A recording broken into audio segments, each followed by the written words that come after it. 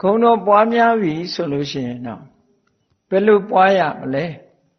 ဣတိပိသောဘဂဝါဣတိပိဆိုတာအကြောင်းကိုရည်ညွှန်းတာသောဘဂဝါကိုယ်စိတ်ထဲမှာသောဘဂဝါငါကြည်ညိုတဲ့ငါကိုးကွယ်တဲ့အဲ့ဒီဗုဒ္ဓမြတ်စွာဘုရားဟာလို့အဓိပ္ပာယ်ရတယ်သောဘဂဝါဆိုတာဒီငါကြည်ညိုကိုးကွယ်တဲ့တလောလကလုံးကလေးစားရတဲ့ဗုဒ္ဓဆိုတဲ့ပုဂ္ဂိုလ်သူမြတ်ဟာဒီနေရာမှာဘဂဝါလို့ခေါ်လိုက်တာအလွန်လေးစားတတ်တဲ့ပုဂ္ဂိုလ်တွေကိုသုံးတဲ့အိန္ဒိယစကားလုံးတစ်ခုပဲခဏတောင်မှပဲအိန္ဒိယနိုင်ငံမှာဘဂဝံလို့သုံးနေရှိတယ်တကယ်ကြီးမားတဲ့ပုဂ္ဂိုလ်တွေကိုဘဂဝံလို့သုံးတယ်သူတို့နော်အဲ့ဒီဘဂဝံလို့သုံးတဲ့စကားလုံးရဲ့အဓိပ္ပာယ်ကဘာလဲလို့ဆိုရင်ဂုရုကြီးလို့အဓိပ္ပာယ်ရတယ်ဂုရုကြီးထဲမှာပို့ပြီးတော့လေးစားတဲ့ဂုရုကြီးတွေကြတော့ဘဂဝံလို့ခေါ်လိုက်တာသူတို့ဒါအိန္ဒိယနိုင်ငံအသုံးစကားတစ်ခုပဲဘဂဝံဆိုတာအလွန်ကိုကြီးမြတ်တဲ့သူတို့လေးစားရတဲ့ပုဂ္ဂိုလ်အလွန်လေးစားတတ်တဲ့ဂုရုကြီးတွေဒါကြောင့်မို့လို့အထက်ကရာဆရာကဘဂဝါတိဂုရုဒီလိုဖွင့်တာဘဂဝါတိဂရုဂရုံဟိလောကေဘဂဝါတိဥစ္စာတိလောကလူတွေကလေးစားအပ်တဲ့ဂုရုတွေကိုဘဂဝံလို့ခေါ်ကြပါတယ်ဆိုတာဒီပါဠိစာပေမှာနေမဲ့ဒီဟာဖွင့်ဆိုပြထားတာရှိတယ်အထက်ကရာကျမ်းတွေဟာအဲ့တိုင်းပဲရေးတယ်နော်ဘဂဝါတိဂရုဘဂဝါတိဂုရုခုခေတ်အသုံးနဲ့ဆိုဘဂဝါဆိုတာဂုရုကိုခေါ်ရတဲ့ဂရုံဟိလောကေဘဂဝါတိဟောစတိဂုရုကိုလူတွေကဘဂဝါလို့ခေါ်ကြတယ်ဟောဒီအဓိပ္ပာယ်နဲ့ဖွင့်ပြဘာလို့လဲဆိုရင်လောကကြီးတစ်ခုလုံးရဲ့အလေးပြုအပ်တဲ့ပုဂ္ဂိုလ်ဖြစ်တယ်မြတ်စွာဘုရားဟာကိုချင်းသီလနဲ့နိုင်ရှင်ပဲဆိုလဲသူ့ကိုတာတဲ့ပုဂ္ဂိုလ်မပြောနဲ့မှီတဲ့ပုဂ္ဂိုလ်တော့မရှိဘူးတမာတိနဲ့နိုင်ရှင်လိုက်ပြန်ရင်လေဖရာတဲ့တာတဲ့ပုဂ္ဂိုလ်မဆိုထားနဲ့တူတဲ့ပုဂ္ဂိုလ်တော့မရှိဘူးပညာအားဖြင့်လေဖရာတဲ့တာတဲ့ပုဂ္ဂိုလ်ဆိုတာမပြောနဲ့တူတဲ့ပုဂ္ဂိုလ်မပြောနဲ့တာတဲ့ပုဂ္ဂိုလ်ဆိုတာမရှိဘူးတူတဲ့ပုဂ္ဂိုလ်တော့မရှိဘူးလို့ဒီလိုဆိုလိုတယ်ပေါ့နော်ဒါကြောင့်မို့တလောကလုံးကဥညွတ်လေးစားရတဲ့ပုဂ္ဂိုလ်သူမြတ်မို့ဘဂဝါလို့ဒီလိုခေါ်တာအဲ့ဒီမှာကြည်ဣတိပိသောဘဂဝါသောဘဂဝါမြန်မာလူတော့အမျိုးမျိုးပြန်ကြတယ်ဘုန်းတော်ကြီးမာထိုရှင်တော်မြတ်ဖရာသည်ကိုယ်စိတ်ထဲမှာတို့ကိုးကွယ်တဲ့မြတ်စွာဘုရားဟာဣတိပိဆိုတာဒီအကြောင်းတွေကြောင့်အရဟံဆိုတဲ့အရည်ချင်းတွေရှိပါပေတယ်လို့ဒီလိုပြောနှလုံးသွင်းတဲ့အခါမှာအဲ့ဒါလို့နှလုံးသွင်းရမယ်အကြောင်းနဲ့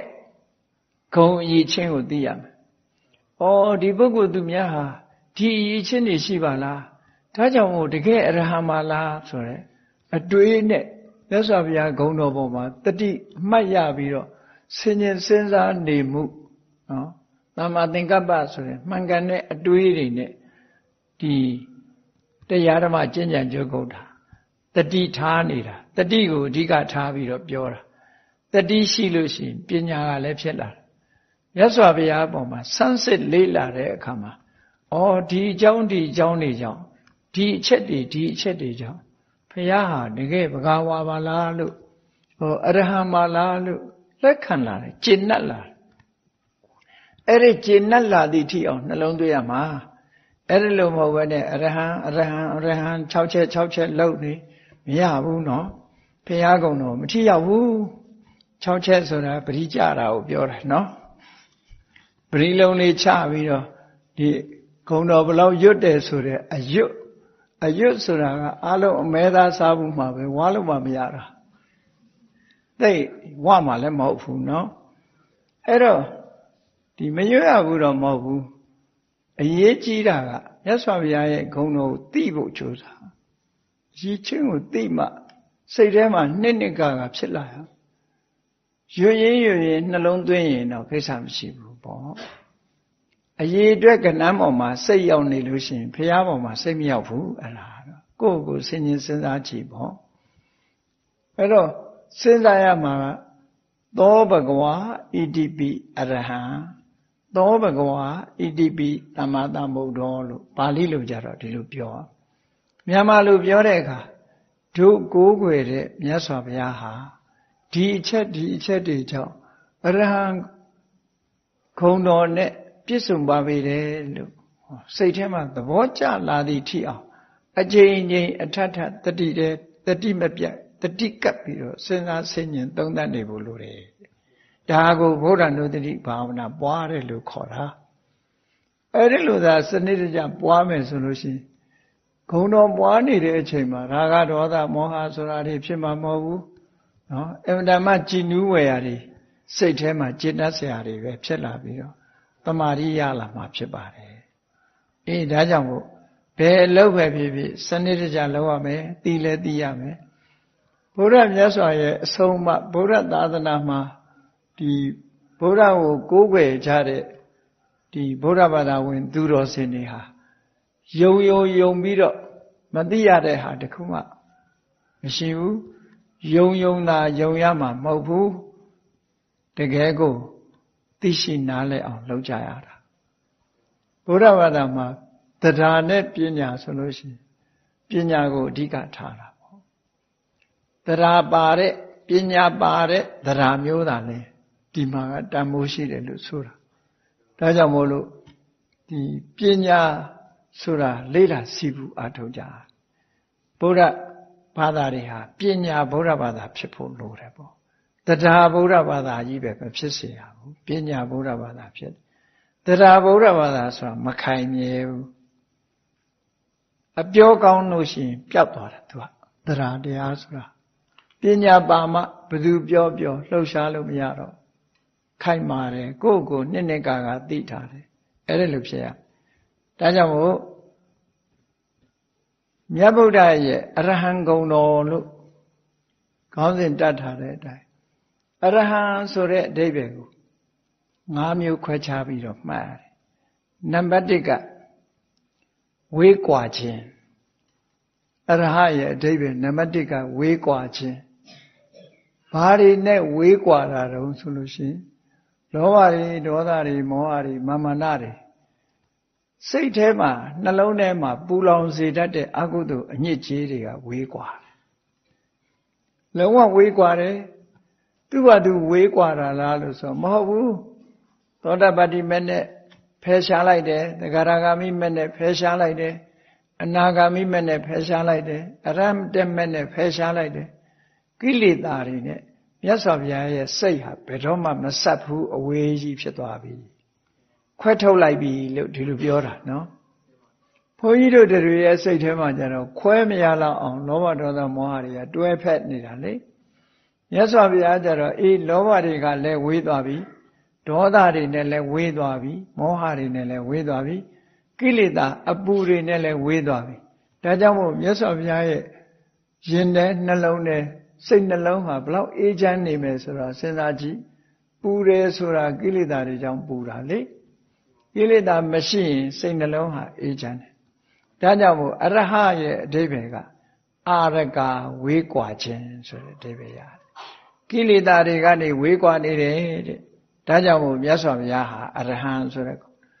အဲ့ဒါလို့ဆင်ញင်စဉ်းစားဖို့လိုတယ်ပေါ့နော်ဆင်ញင်စဉ်းစားဖို့လိုတယ်ဒါမို့စာပေကျမ်းကမှာဘယ်လိုရေးထားတုံးဆိုမက်၄ပါးနဲ့ကိလေသာတွေကိုဖယ်ရှားဖျက်ဆီးပစ်ထားတာဖြစ်သောကြောင့်နဲ့မြတ်စွာဘုရားဟာကိလေသာတွေနဲ့အလွန်ကိုဝေးတယ်အလွန်ကိုဝေးတယ်လို့ပြောတဲ့အခါမှာယဟန္တာတွေရောကိလေသာရှိသေးလားလို့ဆိုမရှိဘူးမရှိပေမဲ့လို့ယဟန္တာတွေမှာဘာတွေလက်ကျန်ဖြစ်နေတုံးဆိုလို့ရှိရင်အနတ်အသက်တွေကျန်နေတယ်လောဘတော့ပယ်လိုက်ပြီလောဘရဲ့အနတ်အသက်ကျန်နေတယ်ဒေါသတော့ပယ်လိုက်ပြီအနတ်အသက်ကျန်တယ်မောဟပယ်လိုက်တယ်အနတ်အသက်တွေကျန်တယ်ငကူပင်ကိုဇရိုက်တွေကမပြောက်ဘူးယဟန္တာဖြစ်သွားပြီပဲလို့မြတ်စွာဘုရားကျတော့လောဘရဲ့အငွေ့အသက်ဒေါသအငွေ့အသက်မောဟရဲ့အငွေ့အသက်ကိလေသာတွေရဲ့အငွေ့အသက်တခုမှမကြောက်ဒါကြောင့်မို့လို့ဘုရားကျတော့ဝါဒနာနဲ့တကွကိလေသာတွေကိုဖယ်တယ်လို့ပြောတယ်ယဟန္တာပုဂ္ဂိုလ်တွေလည်းပဲအရတ္တမဲ့တော့ရတာပဲဒါပေမဲ့ ဝါဒနာလေးကိုတော့မပယ်နိုင်ဘူးတဲ့အခုခေတ်ကလူတွေကတော့သူတို့ဝါဒနာအလွန်ကြီးတာကြတော့ဝါဒနာကိုမတားနဲ့ဆိုပြီးမဟုတ်တာတွေလုပ်တာနော်ဝါဒနာတားရင်တော့ဝါဒနာကိုမတားနဲ့ဆိုပြီးတော့အဲ့တော့မြတ်စွာဘုရားကျတော့အဲ့ဒီဝါဒနာဆိုတဲ့ကိလေသာရဲ့အငွေ့အသက်ကိလေသာရဲ့တတ္တိအဲ့ဒီကိလေသာရဲ့တတ္တိဟာလုံးဝမရှိတော့သည့်အတွက်ကြောင့်ကိလေသာတွေကဝေးကွာသူဆိုတဲ့ဂုဏ်ဟာယဟနာပုဂ္ဂိုလ်တွေမှာတောင်မထိုက်တန်ဘူးဘုရားမှာထိုက်တယ်နော်ဒါကြောင့်အရဟံဆိုဒီမှာကိလေသာတွေကဝေးကွာနေခြင်းဆိုတဲ့အရည်ချင်းတစ်ခုမှတ်သားကြရမယ်ဘုရားမှာဝါသနာနဲ့တကွကိလေသာတွေရှင်တဲ့နှလုံးထဲမှာပူလောင်စေတတ်တဲ့စိတ်ကိုညှဉ်းနှွမ်းစေတတ်တဲ့ကိလေသာတွေအလုံးကိုဖယ်ရှားပြီးဖြစ်လို့ကိလေသာအညစ်အကြေးတွေကကင်းဝေးကွာနေတဲ့ပုဂ္ဂိုလ်မြတ်ဖြစ်သောကြောင့်အရဟံလို့စိတ်ထဲမှာတည်းလို့နှလုံးသွင်းရမယ်အကျဉ်းချင်းအထက်ထက်ဒါလေးကြီးပဲတွေးနေခုခေတ်ကတော့လူတွေလောက်တတ်ပါတယ်လေသချင်းဆိုတာတောင် repetition နေအများကြီးလေအဲ့တော့ဂုံတော်ကြတော့ repetition လောက်လိုက်ပေါ့အဲ့လိုကလားတွေတောင်မှသချင်းဆိုရင်ဘုံလေးခောက်ပြီးစီတာရန်နဲ့တဏိကုံလုံးနော်အော်နာတဏိကုံအော်နာသူတို့ဒီစကလုံးလေးတစ်လုံးနဲ့တင်အော်တာအများကြီးမဟုတ်ဘူးအဲ့တော့ဒီကိုယ်တဏ္ဍာမှာဒီ repetition ဖြစ်နေအောင်ကိလေသာတွေကဝေးကွာနေလို့ဝေးကွာခြင်းဆိုတဲ့အကြောင်းကြောင့်ဒုကိုးကွယ်တဲ့မြတ်စွာဘုရားဟာတကယ်အရဟံမလားတန်တဲ့ပုဂ္ဂိုလ်တွေကကိလေသာတွေနဲ့အလွန်လုံးထွေးနေတာမဝေးဘူးကတ်နေတယ်နော်ဝေးတယ်လို့ထင်ပေမဲ့လို့တော့ကြရောက်လာပြန်ပြီဒေါသမရှိဘူးသဘောကောင်းတယ်လို့ထင်တယ်တော့ကြရောက်လာပြန်ပြီဒေါသကလောဘမရှိဘူးလို့ထင်တယ်တော့ကြရောက်လာပြန်ပြီစိတ်ထဲကပေါ်လာတာလေမြတ်စွာဘုရားကျတော့အဲ့လိုမဟုတ်ဘူးပြန်ပြီးတော့ကိလေသာတွေကပြန်ကတ်နိုင်စွာမရှိတော့အောင်ကွာလှမ်းသွားပြီဖယ်ရှားပြစ်လိုက်ပြီးပြီလုံးဝဘယ်တော့မှပြန်မလာတော့ဘူးဒီလိုဆိုတာပေါ့နော်